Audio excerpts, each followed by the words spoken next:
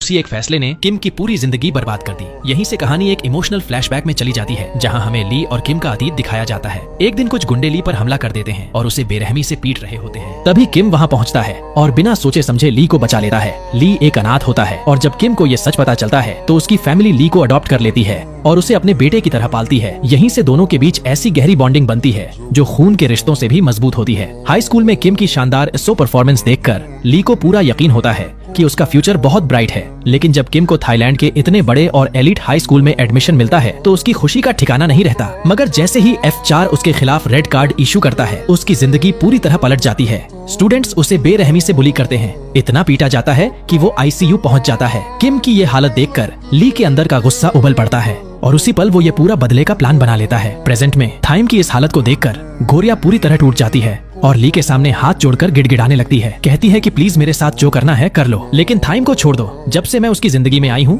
उसने लोगों को परेशान करना बंद कर दिया है, प्लीज उसे माफ कर दो। गोरिया की ये बात सुनते ही एक छात्र बेकाबू हो जाता है और उसे जोर से धक्का दे देता है, जिससे वो जमीन पर गिर पड़ती है। फिर गुस्से में थाइम पर टूट पड़ता है। थाइम और गोरिया एक दूसरे की तरफ देखते हैं, दोनों लाचार होते हैं, कुछ नहीं कर पाते। तभी ली पास में रखा स्टूल उठाकर थाइम को मारने के लिए आगे बढ़ता है, लेकिन उसी पल गोरिया किसी तरह अपने हाथ खोलकर थाइम के सामने आ जाती है। चोट खुद झेल लेती है और वहीं बेहोश होकर गिर जाती है। ये देखकर ली को खुद से नफरत होने लगती है, क्योंकि कहीं न कहीं उसके दिल में भी गोरिया के लिए फीलिंग्स आ चुकी होती हैं।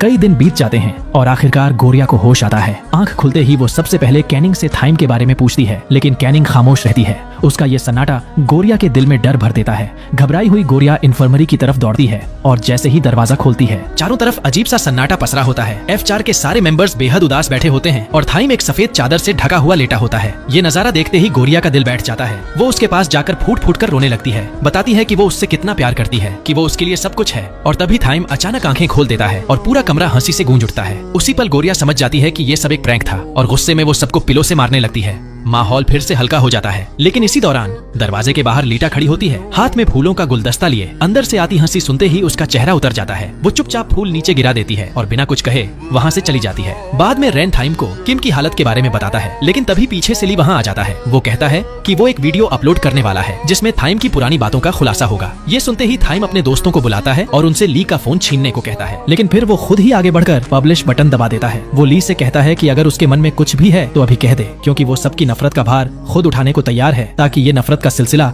यहीं खत्म हो जाए। उसी रात गोरिया को अचानक थाइम के घर लाया जाता है। थाइम अपने आदमियों को डांटता है कि उन्होंने उसे जबरन क्यों लाया, लेकिन फिर मुस्कुराते हुए गोरिया को बताता है कि उसने ली से सब ठीक कर लिया है और किम से माफी भी मांग ली है। ये सुनकर गोरिया राहत की सांस लेती है। उसे लगता है कि आखिरकार सारे तूफान थम चुके हैं। बाद में थाइम उसे बाहर ले जाता है, आसमान में टूटता हुआ तारा दिखाता है और उसी पल उसे एक नेकलेस